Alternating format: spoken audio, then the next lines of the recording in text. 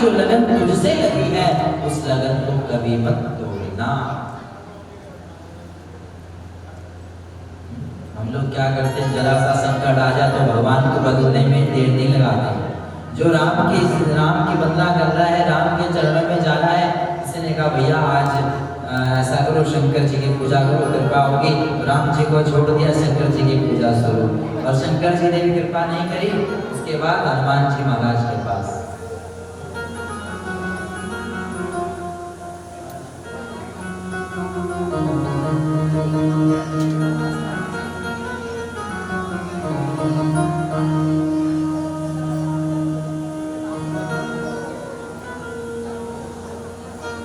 राजा रामचंद्र जी महाराज की, सद्गुरुदेव भगवान की जय।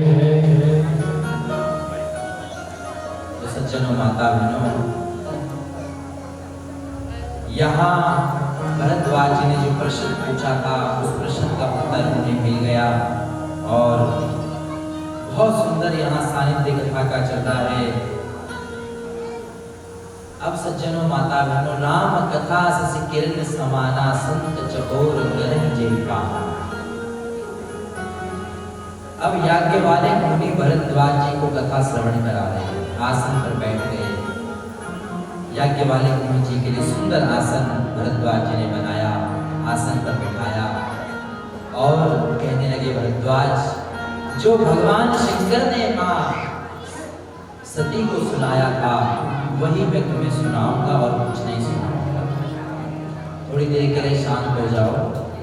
कथा में आते हैं इसलिए हम कथा सुनने आते हैं ना, कि बातें करने आते हैं। चलो 5 मिनट आपको दी, जितनी बातें करनी है करो। एक बार क्या हुआ, 2 औरत 12 साल तक जेल में रहे। ध्यान से सुनना, 12 साल तक जेल में रही 2 औरत आपस में बातचीत करती रही। और जब 12 साल बाद आई ना, तो कहने लगी, बहन अपना जरा फोन नंबर दे देना, कुछ बातें और करनी है तो फोन में करूंगी। बताओ, 12 साल तक मरनी हो। तो यहाँ आए हैं, थोड़ी देर की बात होती है, तो अपना एकाग्र चित्त मन से, क्योंकि देखो जब नहीं आए तो नहीं आए, लेकिन जब पहुंच गए तो उस भगवान की कृपा का आशीर्वाद प्राप्त करो। बोले राजा रामचंद्र जी महाराज की जय।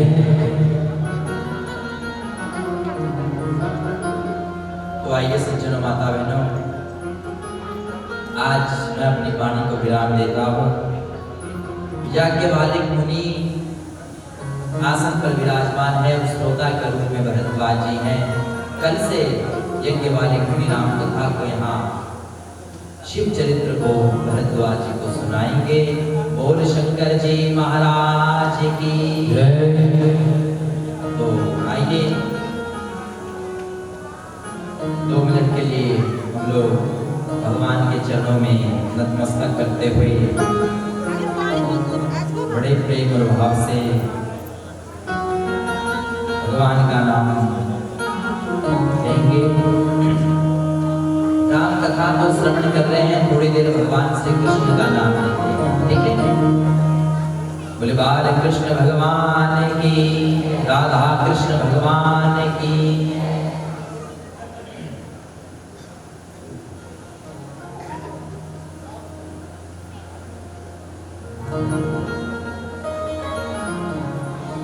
या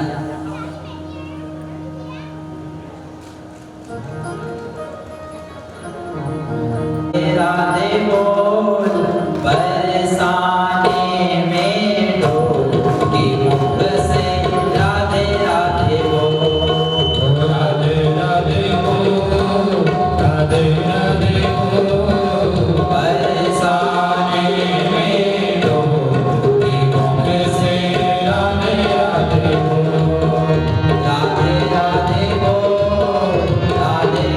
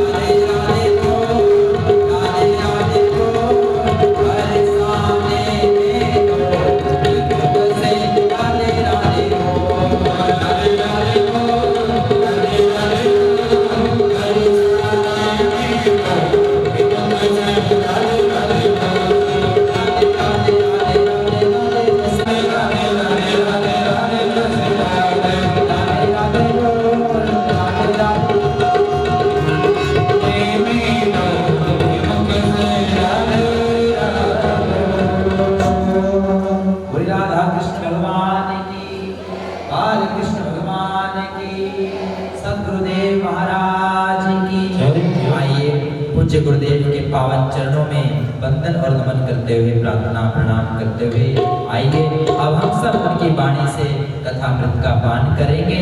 बोले सद्गुरुदेव महाराज की।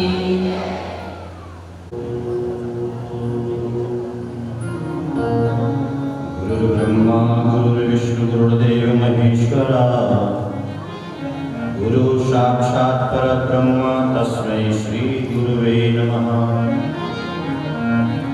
नारायणं नमस्कृत्य नरं चैव नरोत्तमं, देवीं सरस्वतीं व्यासं ततो जयमुदीरये। तस्मादेकेन मनसा भगवान् सात्वतां पति, श्रोतव्य कीर्तितव्यश्च ध्यायापूजश्च नित्यराः। श्रोतव्य कीर्तितव्यश्च ध्यायापूजश्च नित्यराः। बिनु सत्संग विवेक न होई, राम कृपा बिन सुलभ न सोई। मुद मंगल में संत समाजो, जो जग जंगम तीरथ राजो। उमा कहो मैं अनुभव अपना, सत हरि भजन जगत सब सपना। सत हरि भजन जगत सब सपना। बोलिए भागवत भगवान की, यज्ञ पुरुष भगवान की, इष्ट देव भगवान की, कुलदेव भगवान की, रामदेव भगवान की, पितृदेव भगवान की, सद्गुरुदेव भगवान की, राजराजेश्वरी मैया की, सुरकंडा मैया की, चंद्रवदनी महामाई की, नागराज भगवान की, नरसिंह भगवान की, सत्य सनातन धर्म की, गौ माता की, सब संतों की, आयोजन कर्ताओं की। नमः पार्वती पतये हर हर हर हर महादेव, हर हर महादेव। जय जय श्री राधे, जय जय श्री राधे, जय जय श्री राधे।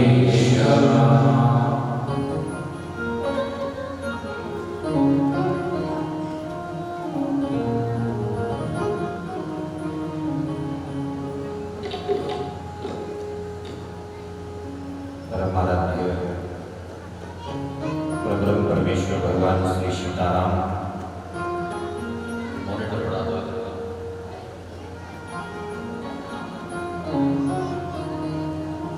उपस्थित आप सभी संत वृंद विप्रवृंद सम्मान्य श्रोतागण,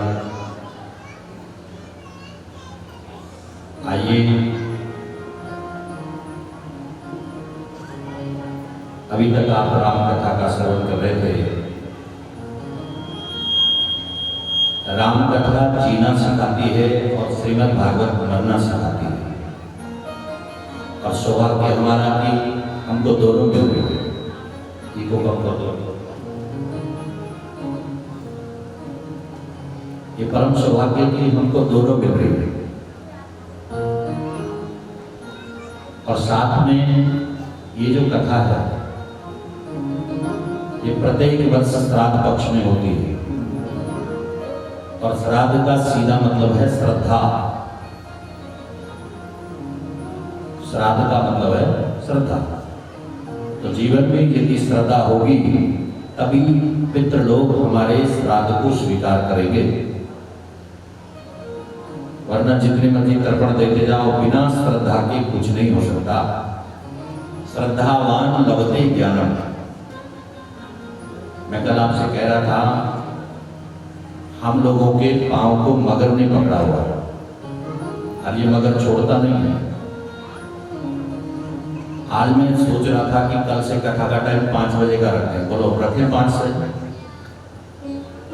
बोलो 5 बजे लगभग पहुंचते हो आप लोग। कल से 5 रख देते हैं, 5 बजे से 8 बजे तक ठीक रहेगा क्या? बोलो। तब कहोगे मैंने खाना बनाना घर जाकर। एक घड़ी आधी के बुनियाद तुलसी संगति साधु की कतई कोटि अपराध। कोई बात नहीं, भले 5 बजे सही, लेकिन कुछ देर के लिए तो यहाँ तक कदम चल के आए हैं। और बड़भागी वो लोग हैं जिनके चरण चल करके यहाँ तक पहुँच पाते हैं, उनका जीवन धन्य हो जाता है, धन्य धन्य हो जाता है। तो आइए, श्रीमद् भागवत एक ऐसा ग्रंथ है जिसके श्रवण मात्र से बड़े से बड़ा पापी भी तर जाता है। उसका प्रमाण है भागवत में। कौन था? धुंधकारी। धुंधकारी जैसा अधम पापी। अच्छा, आज सुबह एक चर्चा हो रही थी, हमारे प्रधान जी कहाँ गए? इधर ही है कहीं। वो पूछ रहे थे कि हम गया जी में श्राद्ध करके आए हैं। तो बोला गया श्राद्ध जब कर दिया तो क्या अब तर्पण करना चाहिए कि नहीं? और यही धारणा सब लोगों की है लगभग। जिन लोगों ने गया जी में श्राद्ध कर दिया उनको लगता है कि अब हमें श्राद्ध करने की आवश्यकता नहीं है, तर्पण देने की आवश्यकता नहीं है, ये लगता है लोगों को। लेकिन शास्त्र कहता है कि भले आपने गया जी में श्राद्ध कर दिया हो, फिर भी श्राद्ध पक्ष में अपने पितरों के निमित्त तर्पण और श्राद्ध करना ही चाहिए। समझ गए कि नहीं? आप कह रहे होंगे कहाँ लिखा हुआ है? तो श्रीमद् भागवत में जिस समय गौकर्ण महाराज को धुंधकारी मिला, धुंधकारी क्या बना हुआ था? प्रेत बना हुआ था। प्रेत बना हुआ था। तो गौकर्ण जी ने पूछा कि भाई मैं तो तेरा श्राद्ध करके आया हूं, तो फिर भी प्रेत बना हुआ। इसने कहा श्राद्ध तो तूने किया, लेकिन गया श्राद्धम सतेर नाभि मोक्षस्यामि मां सोचा,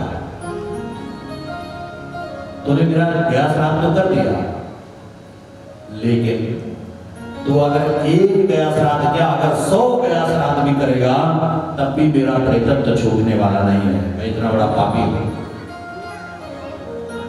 पहला उदाहरण, ठीक है। दूसरा कि आप जब अपने घर में छोटी सी पूजा भी करवाते हो, चाहे किसी का जन्मदिन पूजा जाता है या फिर विवाह होता है, कोई भी पूजन होता है, वहां भी पितरों का तर्पण दिया जाता है। दिया जाता कि नहीं? उसको नांदी श्राद्ध कहते हैं। तो बिना पितरों की पूजा के तो कोई काम सफल होता ही नहीं है। इसलिए भले आपने गया जी में श्राद्ध कर दिया हो, लेकिन श्राद्ध पक्ष में फिर भी अपने पितरों के निमित्त तर्पण करें और उनका श्राद्ध करते रहें। ये शास्त्र का विधान है, ऐसा होना चाहिए। तो पितरों को मुक्ति देने वाला जो ग्रंथ है वो श्रीमद् भागवत है। एकमात्र ऐसा शास्त्र है जो गर्जना करता है कि मैं तुम्हें इससे मुक्ति दे दूंगा, और वो है श्रीमद् भागवत। बोलो भागवत भगवान की जय हो, भागवत भगवान की जय हो, थके हुए लोगों की जय हो, जो बोल रहे हैं उनकी भी जय हो, और नहीं बोल रहे उनकी भी जय हो, और जो आए उनकी भी जय हो, और नहीं आए उनकी भी जय हो, सबकी जय जयकार, क्योंकि ये है भगवान का द्वार। तो श्रीमद् भागवत का पहला श्लोक है, सच्चिदानंद रूपाय विश्वोत्पत्त्यादिहेतवे तापत्रय विनाशाय श्री कृष्णाय वयं नमः। अभी आप सुन रहे थे कि आपको घर से कोई जबरदस्ती तो भगाता नहीं है, तो यहाँ कौन लेकर आता है? यहाँ लेकर आती है आपकी श्रद्धा। अगर जीवन में श्रद्धा है तो वही श्रद्धा हमको खींच करके यहाँ ले आती है। भगवान के 3 स्वरूप बताए हैं, सत्य, चित्त और आनंद। अब यहाँ बैठ करके हो सकता है कि आप परेशान हो रहे हो सकता है कि भीतर आनंद आ रहा हो, ये हमको नहीं पता, क्योंकि आनंद अप्रकट है, वो दिखता नहीं। सत्य दिखाई दे रहा है और चित्त मौन है। ये 3 स्वरूप भगवान के हैं, सत्य, चित्त और आनंद।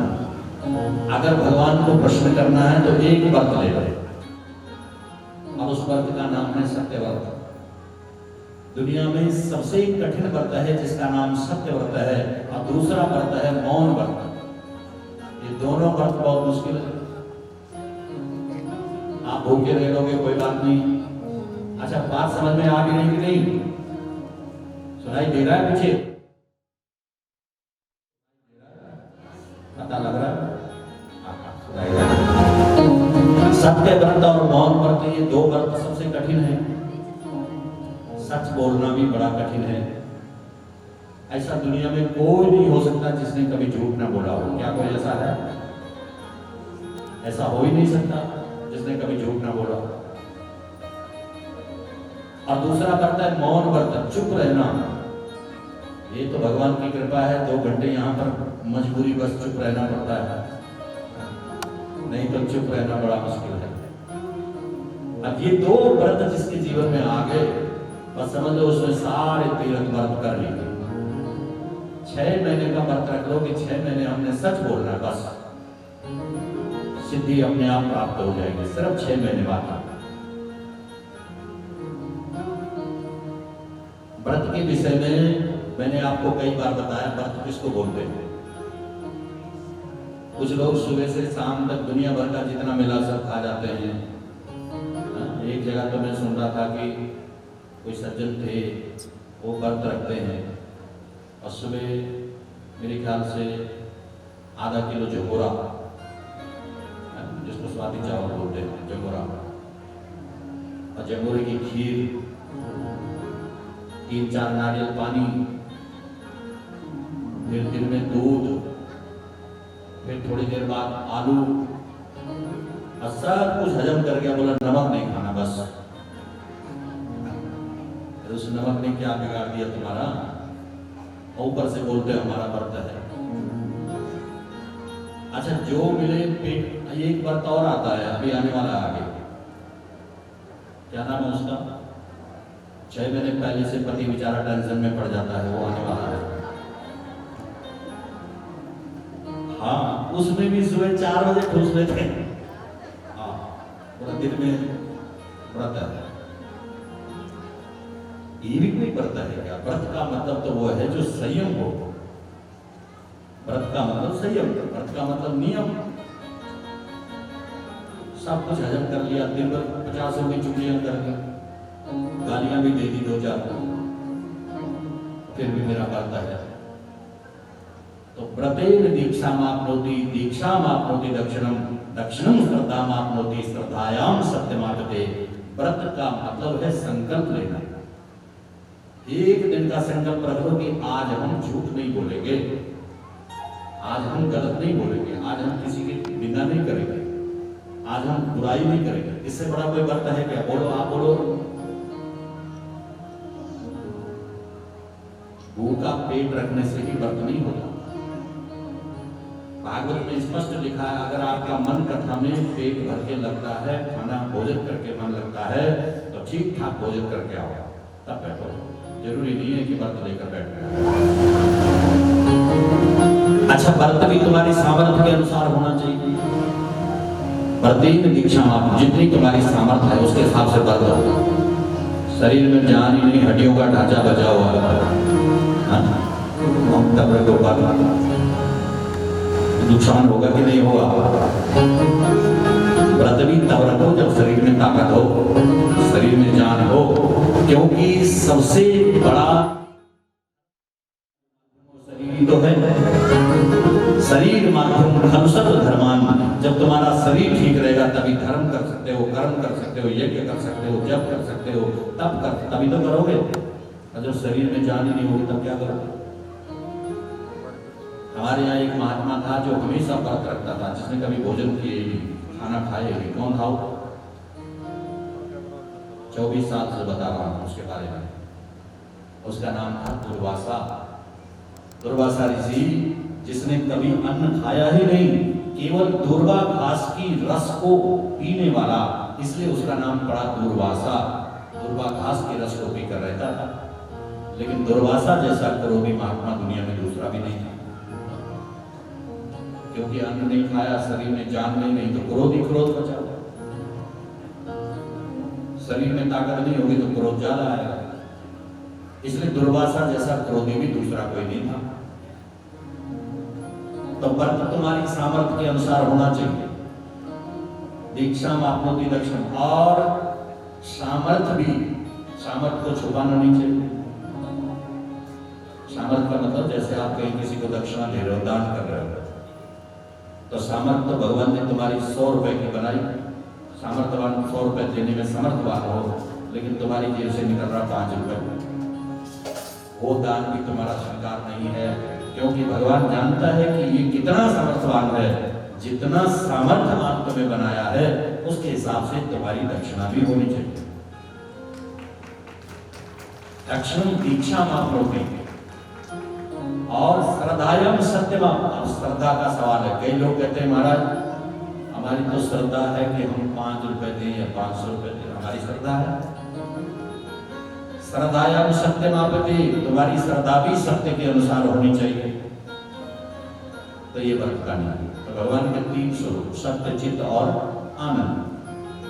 अगर आपने सत्य बोलना सीख लिया तो भगवान आपके हृदय में अपने आप बैठ जाएगा, क्योंकि भगवान का एक स्वरूप सत्य है।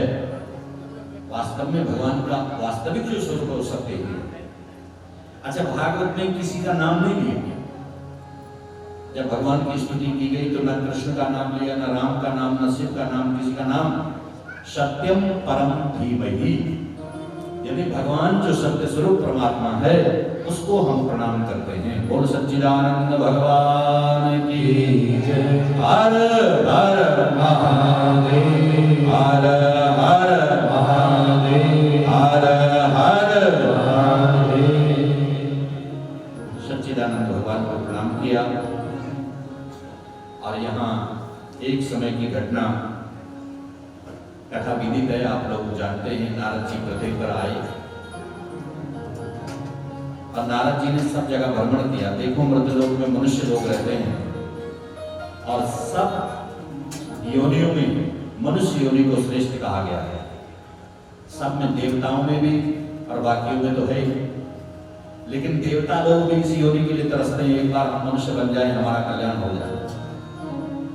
तो नारद जी ने कहा जहां इतने सारे श्रेष्ठ मनुष्य रहते हैं जाकर देखूं जरा। तो जब धरती पर आए तीर्थों में गए। और एक बात आपको बताऊं कि जितने भी सबसे ज्यादा पाप, जहां बड़े बड़े जो तीर्थ हैं, सबसे ज्यादा पाप भी वही है तीर्थों में। जहां जितना बड़ा तीर्थ होगा वहां पाप भी उतना ज्यादा होगा। आप हरिद्वार में जाकर देखो, जितने जेब कतरे दुनिया में कहीं नहीं मिलेंगे जितने हरिद्वार में मिलेंगे। थोड़ी देर के लिए आपका सामान कहीं तो रह गया तो पता नहीं लगेगा कहां गया। प्रयाग में गए, कुरुक्षेत्र में गया में गए, काशी पहुंचे, लेकिन जहां देखा वहां पाप ही पाप दिखाई दिया। हरिक्षेत्र, कुरुक्षेत्र, श्रीरंग क्षेत्र वंदनम एवं आदि सुतीर्थेषु ब्रह्ममाणा इतस्तता। सब जगह गए लेकिन पाप के सिवाय कहीं कुछ दिखाई नहीं दिया। नारद जी ने दोनों हाथ से पर मारे। मैंने सोचा था मृत लोक में आया हूं, मनुष्य रहते हैं, श्रेष्ठ लोक है, लेकिन यहाँ तो बड़ी दुर्दशा। सोचा संत महात्माओं के दर्शन करके देखो। संतों की खोज करने लगे, देखा बड़े बड़े महल बने हुए। अब इस बात को ध्यान से सुनना। आजकल के समय में आप संत किसको मानते हो, ये सत्य लिखा है। हमारी नजरों में संत कौन है? नारद जी ने जब देखा बड़े बड़े आश्रम बने हुए, नारद जी ने पूछा किसका आश्रम है? 5-5, 6-6 मंजिल के बड़े बड़े आश्रम जिसमें 500-500, 1000-1000 कमरे, किसका आश्रम है महाराज? बोला त्यागी जी का आश्रम है। बात समझ में आ रही? नारद जी ने सिर पीटा, कैसा त्यागी है जिसने 2 कमरे का घर तो छोड़ दिया और 1000 कमरों का महल बनाकर बैठा है। ये कैसा त्यागी है, जरा विचार करो।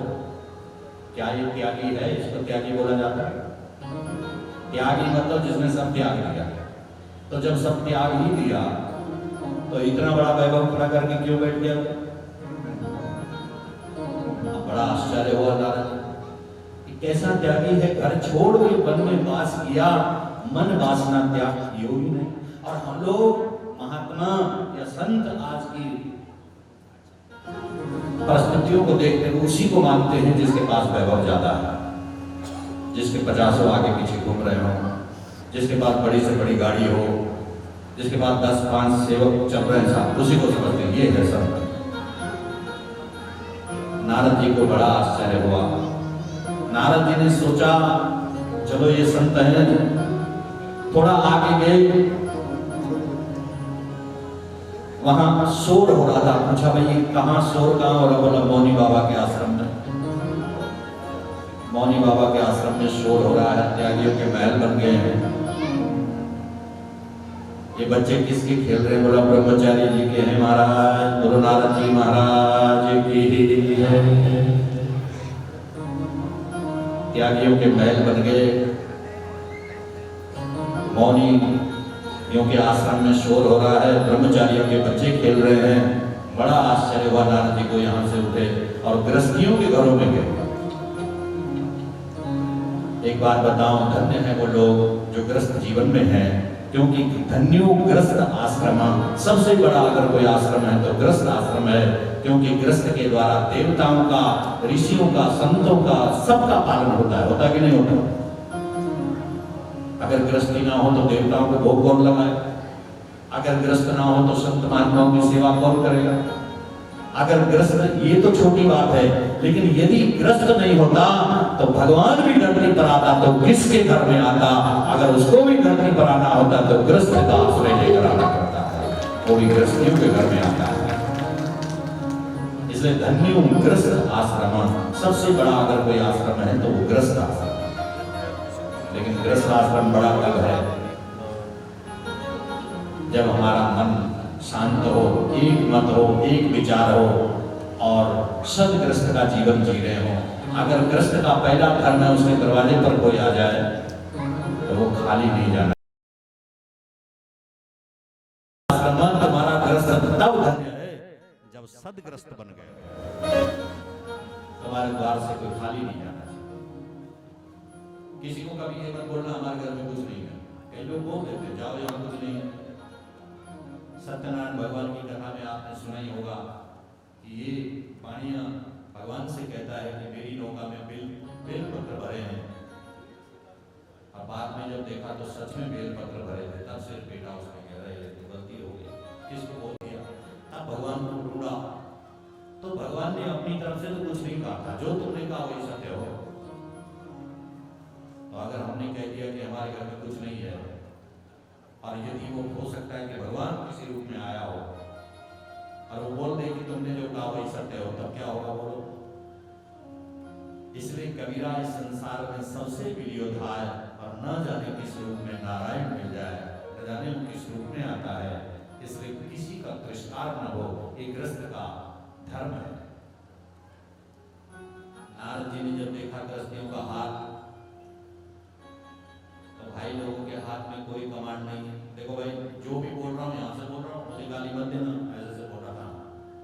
भागवत में स्पष्ट रूप से लिखा है, जिन लोगों ने श्रवण की है कथा उनको पता है, ये भाई लोग बेचारे इनका काम केवल कमा के लाना है बस। बाकी घर की मालकिन कौन है? माता बहनी होती है, स्त्री तो घर की मालकिन है। तो नारद जी ने देखा कि पति बेचारा आया और एक कोने में बैठा है, जो भी संचालन करेंगे वो स्त्री के हाथ में है। उदरो भरणो जीवा पराका कुटभासिना। पुरुष का काम केवल कमा करके लाना है और स्त्री का काम उसको संचय करना है। कमांडी को नारद जी को देखकर बड़ा आश्चर्य हुआ। अच्छा, दूसरी घटना क्या देखी कि घर में बूढ़े माँ बाप बैठे हैं, ठीक है, माता पिता घर में बुजुर्ग बैठे हैं, और बेटे को अगर कोई सलाह करनी है तो वो माँ बाप को नहीं पूछता। माँ से नहीं कहता कि माँ मुझे ये काम करना है कैसे करूं। पिताजी से नहीं पूछेगा पिताजी ये काम करना है कैसे करूं, नहीं। फिर किससे पूछता है? बड़ा श्याल को बुद्धिदायका। अगर कोई काम घर में हो रहा है तो साले की सलाह ली जाती है, बाकी माँ बाप को पूछने वाला कोई नहीं। भागवत कह रही है श्याल को बुद्धिदायका, साले की सलाह पर काम होता है। नारद जी ने तो दोनों कान पकड़े, ये सब क्या हो रहा है, ये मैं सब क्या देख रहा हूं। बड़ा आश्चर्य हुआ, खिन्न मन से यहां से उठे, कृपण लोगों के घरों में गए। लोग इतने कृपण और कंजूस हो गए हैं कि बिना स्वार्थ का कोई पानी पिलाने को राजी नहीं है। कोई बिरला होगा बेचारा जो ग्रस्त का सही निर्वाह कर रहा है। ऐसे ऐसे कृपण, एक कृपण की याद आई, 3 कंजूस मिल गए एक बार, 3 बड़े कंजूस, और बदनाम थे पूरे गांव में कि ये बड़े कंजूस हैं। तो कंजूसों ने विचार किया कि एक बार हम भी कुछ ऐसा करेंगे, लोग हमारा जो बदनाम कर रहे हो ना हो। बोला क्या करें, बोला इतने में घी बेचने वाला आया, समझ आ रही कि नहीं, घी बेचने वाला आया। उन्होंने कहा क्यों ना हम भी घी खरीद लें। अब घी खरीदने के लिए उन्होंने एक एक छटांग पर जरा सा, मतलब उसको ये लगा लो 1 या 2 ग्राम के हिसाब से घी खरीद लिया तीनों ने। घी खरीदा तो शीशियों में भर के ले गए घर। 6 महीने बाद दोबारा मिले। उसने कहा भाई क्या हाल है, बोला ठीक है। बोला घी खत्म हुआ कि चल रहा है? 1 ग्राम घी 6 महीने बाद पूछ रहा है, समझ। पहले वाले ने कहा नहीं मेरा तो अभी ठीक ठाक चल रहा है। बोला कैसे? बोला कैसे क्या, मैं तो जब भोजन करता हूँ तो शीशी को सामने रख देता हूँ, उसमें घी को देखता रहता हूँ, रोटी खाता रहता हूँ, बस घी वैसे का वैसे रहता है, मेरा मन भी संतुष्ट घी है। दूसरे ने कहा यार तुम भी बड़े खर्चीले हो, ऐसी शीशी को सामने रखोगे तो तुम्हारी नजर ही लग जाएगी उसको। बोला तुम क्या करते हो? बोला मैं तो एक सीख रखी हुई उसको डुबाता हूँ, अब वो सीख पे घी लग जाता है, फिर पूरी रोटियों में उसको घुसा देता हूं। पूरी रोटियां बस घी लग गया, बस वो आदमी खाता। दूसरे ने कहा तुम भी बड़े खर्चीले हो भाई। तो बोला तू क्या करता है? बोला मैं तो शीशी को उठाता हूँ और रोटियों के ऊपर ऐसे से लगाता हूँ शीशी को, ठीक है, बस तसल्ली हो जाती है कि घी रोटियों में लग गया, फिर खा लेता हूँ। तो ऐसे ऐसे कृपण जब नारद जी ने देखे तो कान पकड़ लिए कि बाप रे, कलिकाल बहु दुर्दंड दौर्वयस्तात्मा। अरे ऐसे ऐसे दुरात्मा और दुर्दंड इस धरती पर पैदा इस कलिकाल में। बराको कूटभाषिणा, स्त्रियों की भाषा बड़ी कठोर हो गई। घर में कोई मेहमान आ जाए तो बड़ी कठोर भाषा का प्रयोग, मेहमान टिकेगा क्या? जिस घर में अंधकार वहां मेहमान कहां से आए, और जिस मन में अभिमान वहां भगवान कहां से आए। इसलिए जीवन में जब तक अभिमान है उस मन में भगवान का प्रवेश हो ही नहीं सकता। जिस घर में अंधेरा छाया हुआ है उस घर में अगर कोई मेहमान आना भी चाहे तब भी नहीं आएगा, बोला सो गए होंगे, कहां परेशान करना। इसलिए ग्रस्त जीवन सबसे बड़ा, ग्रस्त का धर्म है उसके द्वार से कोई खाली न जाए। नारद जी आगे बढ़े, देखकर बड़ा आश्चर्य हुआ, और आगे चलते चलते तो एक और घटना ऐसी घटी। एक सुंदर स्त्री एक पेड़ के नीचे बैठी है, उसके चारों तरफ अन्य स्त्रियां बैठी है, कोई पंखा झुला रही है, कोई पानी पिला रही है, कोई हवा लगा रही है, कोई चरण दबा रही है। नारद जी ने देखा वो स्त्री रो रही है, तो नारद जी का मन हुआ कि एक बार पूछूं जाकर के कि क्यों रो रही है। लेकिन फिर विचार किया कि जहां स्त्रियों का समूह बैठा हो वहां अकेले पुरुष को जाना नहीं चाहिए, और फिर रोने धोना तो ये माता बहनों का श्रृंगार कहना है, कब रोने लग जाएगा, हंसने लग जाएगा, पता ही नहीं चलता है कि नहीं। बच्चे आपस में सवाल कर रहे थे स्कूल में, एक ने पूछा कि बताओ एक औरत जब 1 घंटे में 20 रोटियां बना सकती है तो 4 औरतें कितनी रोटियां बनाएगी, बोलो। दूसरे भाई ने कहा एक भी नहीं। बोला क्यों? बोला अकेली जब तक थी तब तक तो हो सकता बन भी सकती, जब 4 इकट्ठी हो गई तो तब तो रोटियां बनना बड़ा मुश्किल है, एक भी नहीं बन। तो नारद जी ने सोचा ये तो इनका गहना है, क्या पता क्यों रो रही थी, इसने नहीं जाना, ठीक समझा और चलने लगे। लेकिन इसने आवाज लगाई, हो वो साधु क्षण तिष्ठा मचिंता विनाशया, हे महाराज थोड़ी देर के लिए रुक जाओ।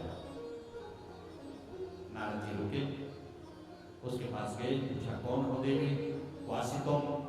बोला हम भक्ति विख्याता इमामे तनयामतो ज्ञान वैराग्य नामानो कारयोगेन जर्जरो। मेरा नाम भक्ति है महाराज, और ये अचेत अवस्था में जो दो पुरुष पड़े हैं ये मेरे दो बेटे हैं, एक का नाम है ज्ञान और एक का नाम है वैराग्य। ये क्यों अचेत हो गए? बोला ये भी तो पता नहीं कि अचेत क्यों हो गए। मैं अनेक तीर्थों में गई, जगह जगह भ्रमण किया, लेकिन ये होश में नहीं आए। मेरा नाम भक्ति है, उत्पन्न उस गर्भदेश से वृद्धि कर्नाटक तथा क्वचिन क्वचिन महाराष्ट्र में गुर्जरे जीर्णतांगता। गर्भदेश में मेरा जन्म हुआ, कर्नाटक में बड़ी हुई, कहीं कहीं गुजरात में लोगों ने मेरा सम्मान किया, लेकिन गुर्जरे जीर्णतांगता, जैसे भी गुजरात में आई तो मैं जीर्ण हो गई। मेरे दोनों बेटे भी अचेत हो गए। और उसके बाद जब मैं वृंदावन में आई, वृंदावन में आते ही मैं तो जवान हो गई, लेकिन मेरे दोनों पुत्र अभी भी अचेत पड़े हैं। अच्छा, वृंदावन जो लोग गए हैं वो इस बात को जानते हैं, वृंदावन में भक्ति बहुत है, बहुत ज्यादा। जहां जब भी आप जाओगे राधे राधे सबके मुंह से निकल रहा है, लेकिन वहां ज्ञान वैराग्य बिल्कुल नहीं है। ज्ञान वैराग्य वहां भी अचेत पड़े हैं।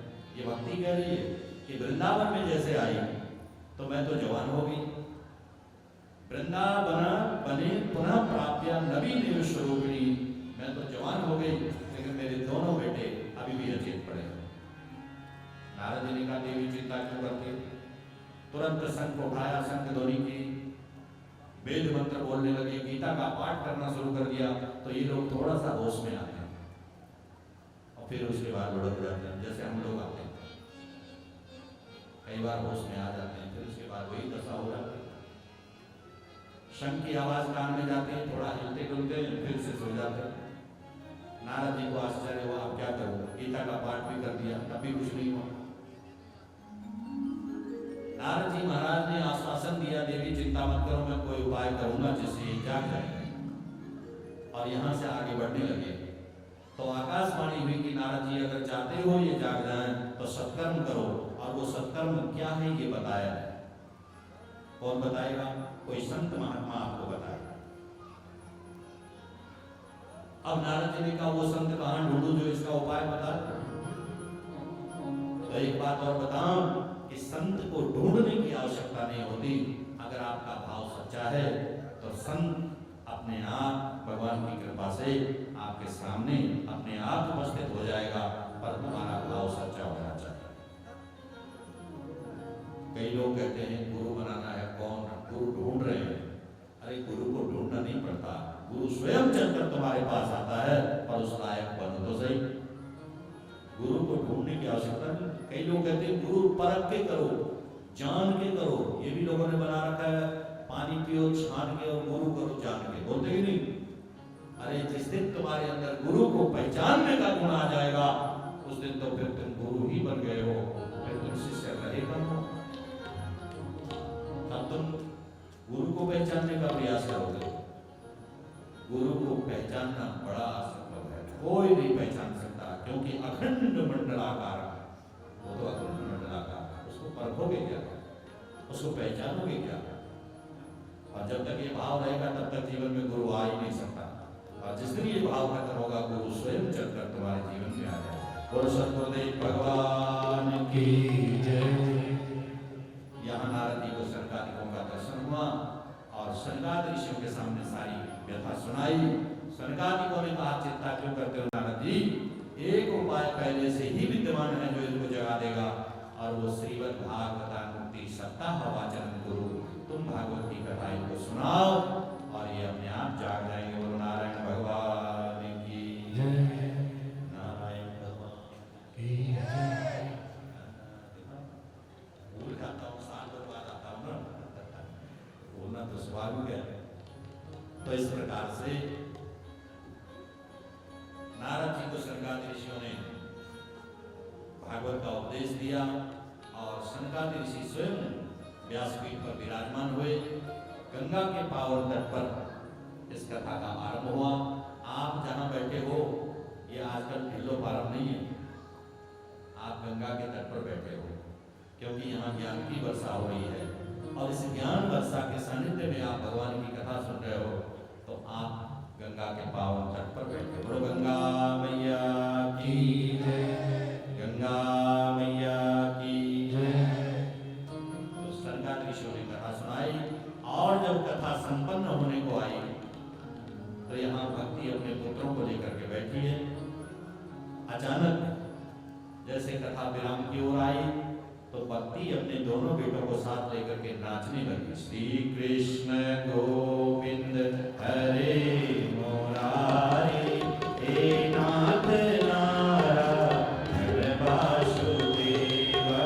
श्री कृष्ण गोविंद हरे मुरारी, हे नाथ नारायण वासुदेव।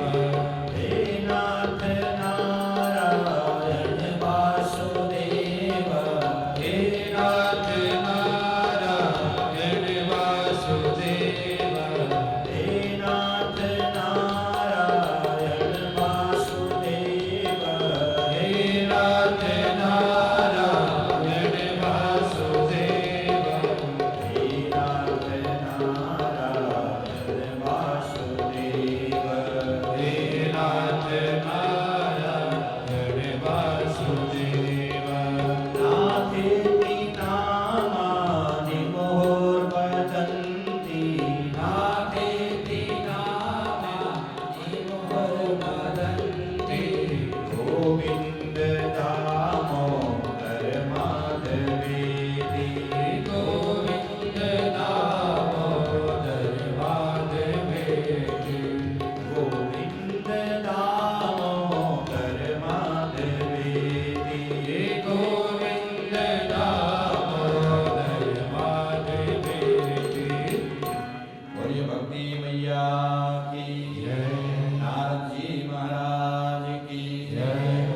आइए हमारे बीच में हमारे बहुत ही सम्माननीय भूतपूर्व प्रधान गढ़वाल सभा चंडीगढ़ के श्री कुंदनलाल उनियाल जी का पदार्पण और उनके साथ में जो सहयोगी आप आए हैं, आपका बहुत अभिनंदन। करतल ध्वनि से जोरदार तालियों के साथ आपका स्वागत। बहुत बहुत धन्यवाद आपके आगमन का। इस प्रकार से गंगा के पावन तट पर भगवान की पावन कथा का आरंभ हुआ। सज्जनों, कथा का महत्व ही हमारे बालिया साहब शायद थोड़ा जल्दी में है आज, तो पुनः उनका आगमन मैं चाहूँगा कि फिर से आप दर्शन देंगे। आपका आने पर बहुत बहुत धन्यवाद। और आप भजन बहुत अच्छा गाते हैं, एक दिन आपके भजन भी हम सुनेंगे। पिछले साल भी आप आए थे, तो आपका अभिनंदन। तो सज्जनों, कथा का सीधा मतलब है कथा से कुछ प्राप्त करना है, बस कुछ सीखना है और कोई मतलब नहीं। कहानी तो कई लोग कहते हैं हमको तो रामायण भी याद है, भागवत याद है, पुरानी कथा याद है, अच्छी बात है, लेकिन केवल याद करने से कुछ नहीं होगा। जीवन में कुछ न कुछ उतारने से ही कल्याण होगा। बोलना बहुत सरल है, हम यहाँ बैठे हैं, हम बोल रहे हैं, लेकिन कभी कभी बोलने वाला रह जाता है और सुनने वाला तर जाता है। जरूरी नहीं है कि जो बोल रहा है वो तर जाएगा, अरे सुनने वाला उससे आगे भी तर सकता है। बोलने वाले ने बोला, लेकिन बोलने वाले का बोलना भी तब सार्थक है जब वो कम से कम इसके 50% तो अपने जीवन में उतारे, तब उसका कल्याण। आजकल व्यासपीठ की महिमा, व्यासपीठ की गरिमा को ही लोगों ने खत्म कर दिया। व्यासपीठ पर बैठने का अधिकारी कौन है? व्यासपीठ पर कैसा व्यक्ति बैठा होना चाहिए? अलक्ष्य लिंगो निजलाव तुष्टो रतस्य बालई रघुदूत वेशम। ऐसा व्यक्ति बैठा हो जिसको देख करके, जिसका श्रृंगार देख करके हमें भगवान याद आ जाता है। समझ रहे हो कि नहीं? बात समझ में आ गई कि नहीं? जिसको देखकर भगवान याद आ रहा है। आजकल वक्ता लोग ऐसा श्रृंगार करके बैठते हैं, आपने देखा ही होगा टीवी पे चैनलों पे चल रहा है। ये श्रृंगार व्यासपीठ के लिए नहीं है, यहाँ तो साधारण वृत्ति का व्यक्ति होना चाहिए। अनक्षलिको निजलाम दुष्टो, जितना जो मिल जाए उसमें संतुष्ट रहने वाला हो, आडंबर न हो, पाखंड न हो, दंभी न हो। और ऐसा वक्ता कौन है? भगवान शंकर है। बोलो शंकर जी महाराज की जय। भगवान शंकर को देखोगे तो अपने आप भगवान याद आ जाए, ऐसा स्वरूप भगवान का। तो यहाँ बैठने वाला तो शिव जैसा होना चाहिए। नारद जी महाराज ने शंकर ऋषियों को व्यासपीठ पर बिठाया, कथा का श्रवण किया, ज्ञान भक्ति वैराग्य तीनों प्रसन्न होकर के यहाँ प्रकट हुई, नाचने लगे। और किसी ने पूछा कि ये अचानक ये देवी कौन है जो यहाँ प्रकट हुई? तो उसका नाम है भक्ति। बोलो भक्ति मैया की जय हो। भक्ति मैया प्रसन्न हुई। तत्परांत यहाँ शनकादि ऋषि सूत जी महाराज से प्रश्न करते हैं और सूत जी कथा सुना रहे हैं कि ये जो भगवान की पावन कथा, इससे बड़े से बड़े पापियों का उद्धार हो जाता है। बोला पहले किसी पापी का उद्धार हुआ क्या? बोला हाँ हुआ। बोला बिल्कुल सत्य बोल रहा। बोला हाँ सत्य बोल रहा। कहीं ऐसा तो नहीं कि आपको तो अपनी कथा सुनानी है इसलिए बोल रहे हो कि पापियों का उद्धार हो जाता है? कोई प्रमाण है क्या? जैसे आपकी गली में सब्जी वाला आता है, ठीक है, तो चाहे 10 दिन पुरानी सब्जी है, वो रोज बोलता है बिल्कुल नहीं होगी। मैं तो पहले ही चिल्ला चिल्ला के बोल रहा था कि खरबूजे शक्कर से मीठे, शक्कर डालोगे तब मीठा होगा, बिना शक्कर के मीठा नहीं। मैं तो पहले ही बोल रहा था खरबूजे शक्कर से मीठे। तो ये तरीका अपना अपना है। कहीं आप भी ऐसा तो नहीं बोल रहे? नहीं, हमारे पास प्रमाण है। किसका उद्धार हुआ?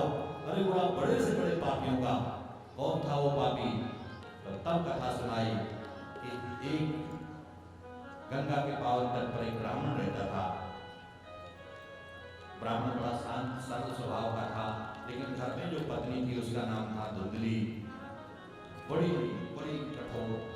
और धुंधली शब्द का मतलब जो हमेशा उल्टा करे, जो सीधा काम कभी करेगा। पति बोले बैठ तो खड़ी हो जाए, वो बोले इधर जा तो उधर चली जाए। मतलब जिसने कभी सीधा काम नहीं किया उसका नाम धुंधली। और आज भी हो सकता है कि कई परिवारों में धुंधली जिंदा हो। हमारे उत्तराखंड की बात है, मुनियाल जी, देवप्रयाग के पास एक गांव है, सच्ची घटना है ये। तो देवप्रयाग के पास किया बैठे, देवप्रयाग के लोगों को पता होगा। तो वहां की घटना है कि पति पत्नी दोनों की आपस में बिल्कुल नहीं बनती थी। पति कुछ बोले तो उल्टा करे। तो एक बार परेशान हो गया बेचारा, बोला आत्महत्या करने जा रहा हूँ। एक मित्र ने कहा तू क्यों मरता है? उसको मार। अरे उसने कहा उसको मारूंगा तो जेल जाऊंगा। तो बोला क्या करूं? उसने बताया तरीका, उल्टा कर दी थी। एक दिन उसको शादी में जाना था, अब तैयार हो गई थी, सुंदर वस्त्र पहन लिए, कपड़े पहन लिए। पति आया। पति ने बोला देख ससुराल में जा रही है, इज्जत का सवाल है, तो बढ़िया सी साड़ी पहन के जाना। अब इसने देखा कि बढ़िया साड़ी पहनी हुई थी, इसकी बात मान ली और बढ़िया साड़ी उतार के पुरानी पहन ली। उसने कहा देख सारे जेवर पहन के जाना, समाज में लोगों को भी तो पता लगे। अब इसने जो जेवर पहने थे वो भी उतार दिए, तो इसके कहने से थोड़ी जाता। वो जेवर भी उतार दिए, नई साड़ी उतार दी, पुरानी साड़ी पहन ली। अब इसने जाते जाते जानबूझ के बोला कि देख झूला पुल है देवप्रयाग में, हाँ हिलता है, तो ऐसा करना कि किनारे मत जाना, बीच बीच में जाना, ऐसा ना हो कहीं गिर गई और मर जाए। अब ये जैसे पुल के ऊपर गई, इसको याद आया बीच में चल रही थी, किनारे आ गई। उसने बोला था बीच में चलना, क्यों चलो बीच में, किनारे आ गई। अब किनारे जब आए तो वहां झूला पुल तो था ही, हवा का झोंका आया और सीधे जाकर के गंगा जी में गई। अब जब गंगा जी में गिरी तो लोगों ने देखा, लोगों ने तुरंत इसके पति को फोन किया, अरे तुम्हारी पत्नी गिर गई है गंगा जी में। और यहाँ लोगों ने देवप्रयाग से लेकर ऋषिकेश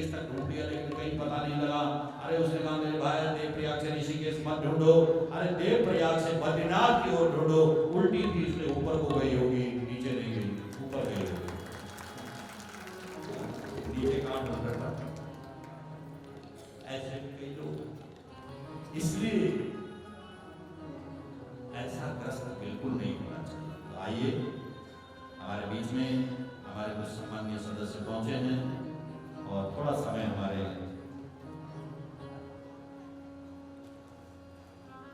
बीच में हमारे संवाददाता भी पधारे हैं। तो हमारे समिति के जो सदस्य हैं वो लोग मंच पर आएंगे ताकि वो एक ग्रुप फोटो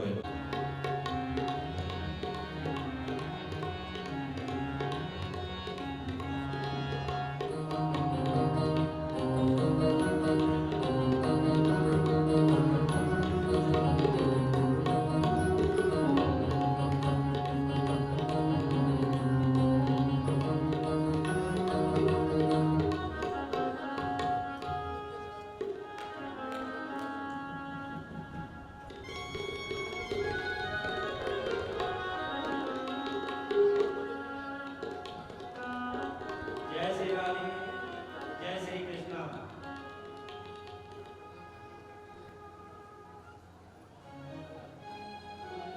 व्यास गद्दी पर विराजमान पूज्य गुरुदेव श्री श्याम गोपाल जी महाराज, आपके सुपुत्र एवं शिष्य हरिओम शरण जी, श्याम गोपाल सत्संग सेवा समिति कार्य क्षेत्र समस्त भारत के प्रधान कमल सिंह पवार जी, महासचिव सर्वेश कुमार गुप्ता, कोषाध्यक्ष राधे कृष्ण सेमवाल, समस्त कार्यकारिणी, मंच पर विराजमान समस्त ब्राह्मण देवता एवं ढिल्लो फार्म में ये सुंदर से प्रांगण में हमारी बहनों में 2 मिनट लूंगा, क्योंकि श्री श्याम गोपाल सत्संग सेवा समिति कार्य क्षेत्र समस्त भारत की हमारी जो संगठन मंडली है, इस कार्य को चलाने के लिए आपका बहुत बड़ा सहयोग है। जब से वो कर ही रहे हैं, मतलब जब से आपसे जुड़े हैं, तकरीबन कोशिश उनकी रहती है, मैं कोशिश करता हूँ कि हर बार आपके बीच में आऊँ। समय ज़्यादा नहीं होता है, बहनें तंग होती हैं वाकई में, और बहनों का बड़ा भारी योगदान होता है इस कथा में। जहाँ पर भी कोई भी कार्यक्रम होता है, मातृशक्ति का सबसे बड़ा योगदान होता है। आपके बगैर कुछ नहीं चल सकता, कुछ नहीं हो सकता। इसलिए आपके लिए तो मैं प्रणाम करता हूँ, आपके लिए धन्यवाद करता हूँ, आपके घरवालों के लिए करता हूँ कि आप समय निकालते हैं और इतनी इस पुण्य कार्यों में आपकी शिरकत होती है। अभी मैं मणिमाजरा में भी गया था, वहाँ पर भी मैंने उन्होंने कहा नहीं मुझे आपने बोलना है, मैंने कहा इतना टाइम नहीं होता है, वाकई में समय हो जाता है। तो जहाँ पर भी मुझे निमंत्रण गुरु जी का मिलता है, गुरु जी का आशीर्वाद इतना है, उत्तराखंड वाकई में है कि उस चीज को मैं भूल नहीं सकता। और मैं दोबारा जब भी आता हूँ उस चीज को भूलता नहीं हूँ कि उत्तराखंड में आपदा आई थी 2013 में, सबको पता है। और गुरु जी का योगदान भुलाया नहीं जा सकता। तब मैं प्रधान होता था गढ़वाल सभा चंडीगढ़ का, और गुरु जी ने एक भागवत बिल्कुल फ्री निःशुल्क करके अपनी उस कमाई में से उस उत्तराखंड आपदा के लिए मेरे पास जमा किए थे, कोई 88-90 हज़ार के करीब, और वो पैसा जो है उत्तराखंड पहुंचा था। तो मैं गुरु जी का तो हर बार ऋणी हूँ कि गुरु जी यहाँ पर भी होते हुए हम उस धाम के लिए सोचते हैं। तो गुरु जी का मैं बहुत बहुत चरणबद्ध प्रार्थना करता हूँ कि आपकी जो भी यार मेरे से जो बन बैठेगा। मैंने छोटे व्यास जी को भी एक आग्रह किया कि मैं ये कथा आपकी जो 56 सेक्टर में मैंने उनके तरफ लगा हुआ कि वहाँ पर कराने की मतलब कोशिश में हूँ। तो वह जितनी जल्दी हो सके छोटे व्यास जी की कथा वहाँ पर जरूर कराऊंगा। बहुत बहुत धन्यवाद।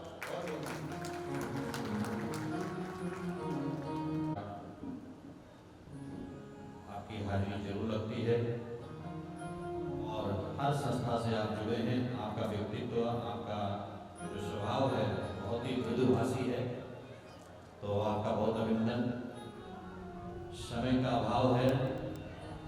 आइए, आज कथा का दूसरा दिन है, कल तीसरा। थोड़ा सा अपने आस पड़ोस के संबंधियों में थोड़ा चर्चा और इसकी करो और लोगों को प्रेरित करो।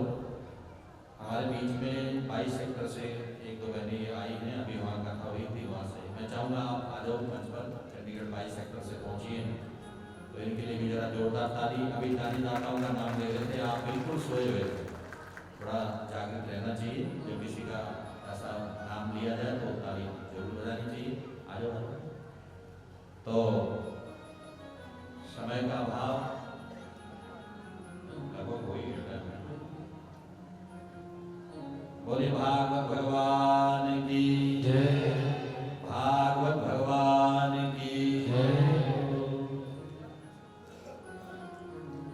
तो सज्जनों, आज लगभग समय हो चुका है और इन्हीं शब्दों के साथ आज अपनी वाणी को विराम देते हुए, उससे पहले एक भजन हमारे जोशी जी उत्तराखंड का, और उसके बाद विराम देते हुए आरती होगी।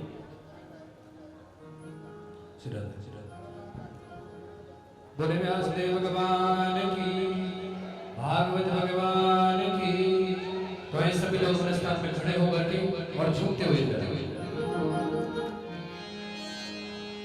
ये मेरी हिरधारी देवी माँ भगवती तो तेरी जय।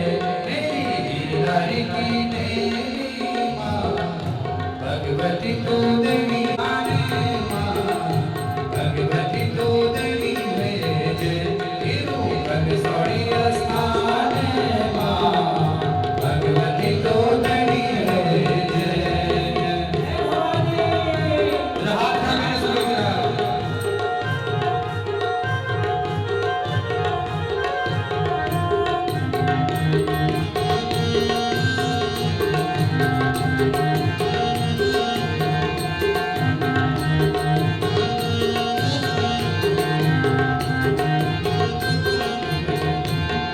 अरे गुथी जाला फूल ये माँ गुथी जाला फूल, गुथी जाला फूल माझी गुथी जाला फूल। अरे गुथी जाला फूल माझी गुथी जाला फूल, गुथी जाला फूल माझी गुथी जाला फूल। तेरा चरणों की जगी हम तेरी धूल, तेरा चरणों की जगी हम तेरी धूल। भगवती तू नहीं है जय, तू कांसकी हरोली माँ भगवती तू नहीं है जय। मेरी हिरधारी की देवी माँ भगवती तू नहीं है जय। मेरी हिरधारी की देवी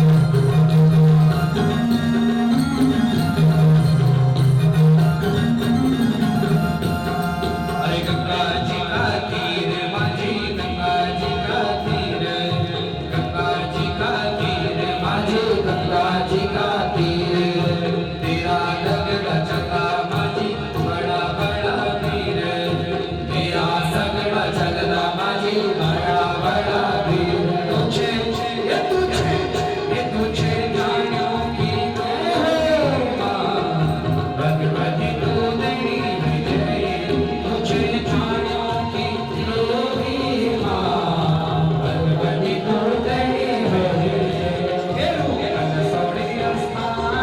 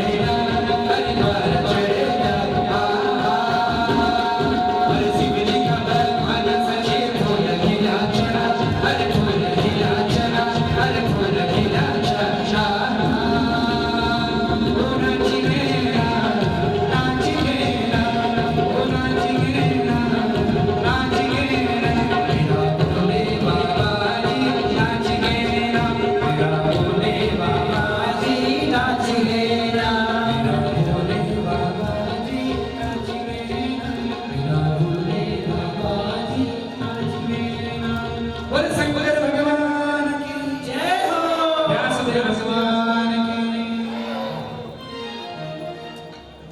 बोल काशी विश्वनाथ भगवान जय हो।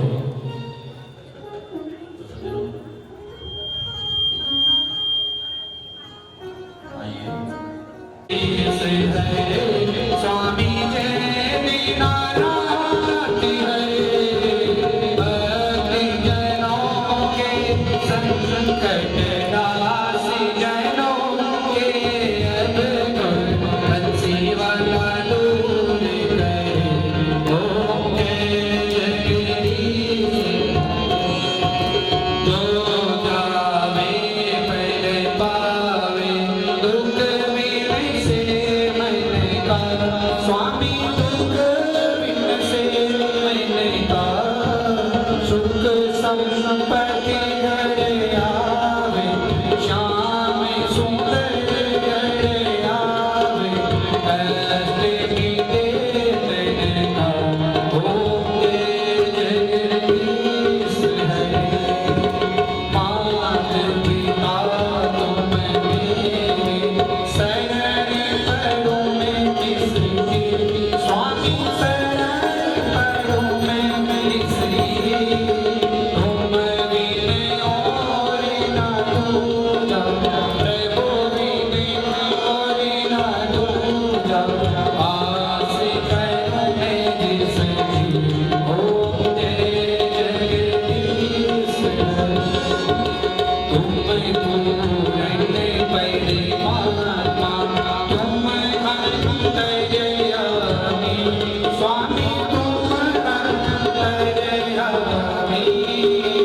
आरे ब्रह्मा परमेश्वर परम पिता जगदीश्वर तुम सबके स्वामी ओम जय जगदीश हरे तुम करुणा के सागर तुम पालन करता स्वामी तुम रक्षा करता ने मूरख कलकामी मैं सेवक तुम स्वामी कृपा करो करता ओम जय जगदीश हरे तुम हो एक अगोचर सबके प्राणपति स्वामी सबके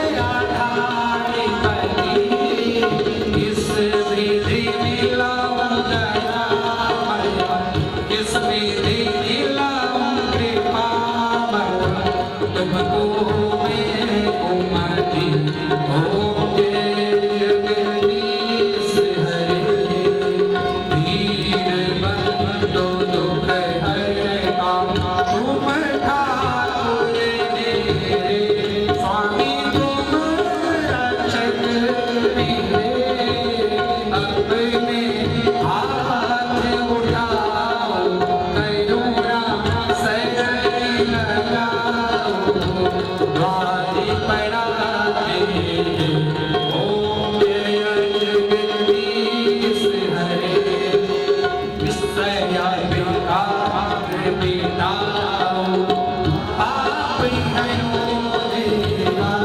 स्वामी कष्ट हरो देवा शरणा भक्ति बढ़ाओ शरणा प्रेम बढ़ाओ संतन की सेवा ओम जय जगदीश हरे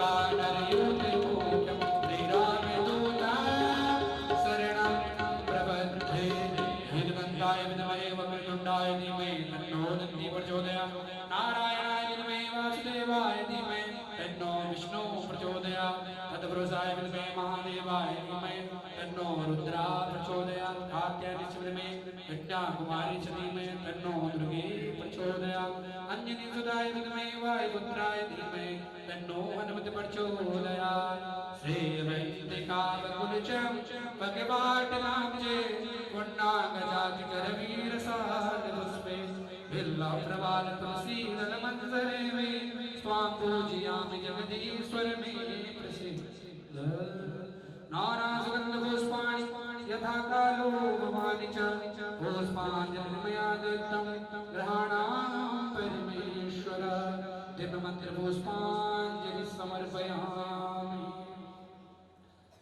जो पुष्प आपके हाथों में है तो वह आरती